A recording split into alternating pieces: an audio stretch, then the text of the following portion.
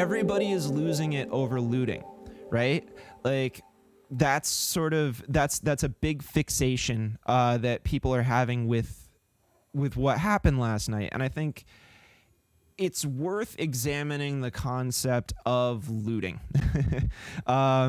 So rather than rant more myself about it, Josie, why don't you tell us what your view on looting within this context is?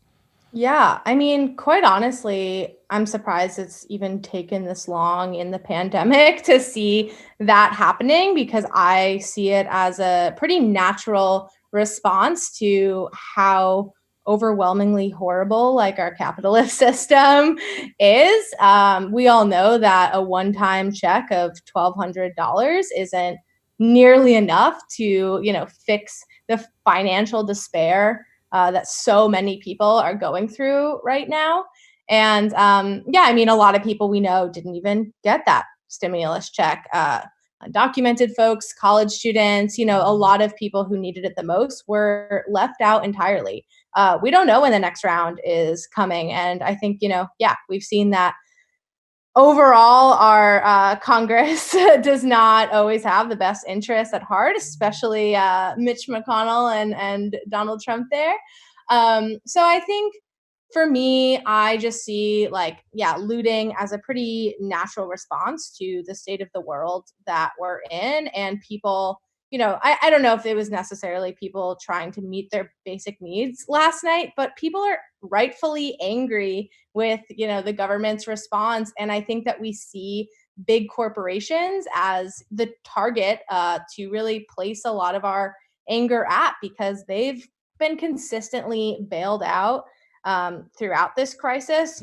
They're doing just fine. A lot of them are even making more money, now that we have been seeing that Jeff Bezos from Amazon is close to being the world's first like trillionaire. Like that headline in the face of this pandemic, I think really tells you a lot about how we're still continuing to prioritize big corporations over people. So yeah, that's kind of where I stand with it. I definitely am in solidarity with, you know, people who took action last night. And yeah, I think they have a lot of just anger at this moment. So And yeah. something just to like sort of tack on to the end of that, referring to corporations is like, I, if you look at where the damage was done, realistically, it was all like AutoZone, Target, Target, yeah. McDonald's, like this, They'll be fine. right? And that's a distinction that I think folks would be wise to make when, like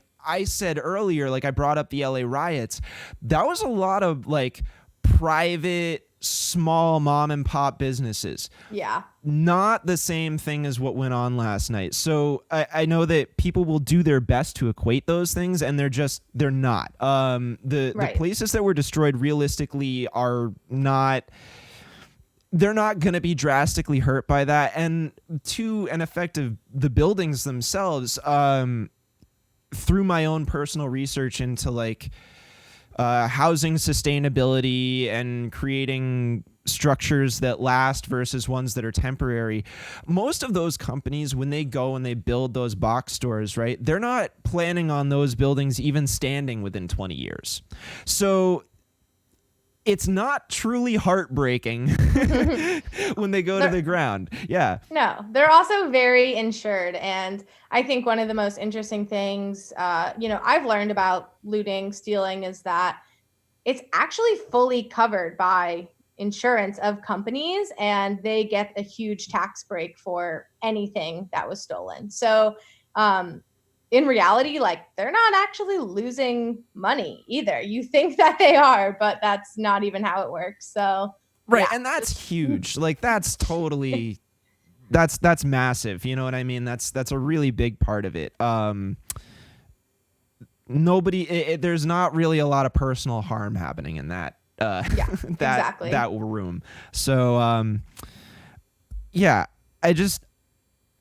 I really wanted to sort of take that moment to touch on sort of like this weird way that we capitalize on ourselves. And like I had we were talking earlier, and I had mentioned, like there was a framing that I had seen where someone described it as a way to reclaim our own value by devaluing the objects that have been placed in Mm, priority above our own lives within our right. society.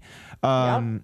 And that goes along with a lot of the stuff that I really want to be trying to do on this stream too, is to help try and reframe the concept that everybody just seems to blindly accept sometimes about the way things are, and to consider that maybe we're not looking at shades of gray that exist.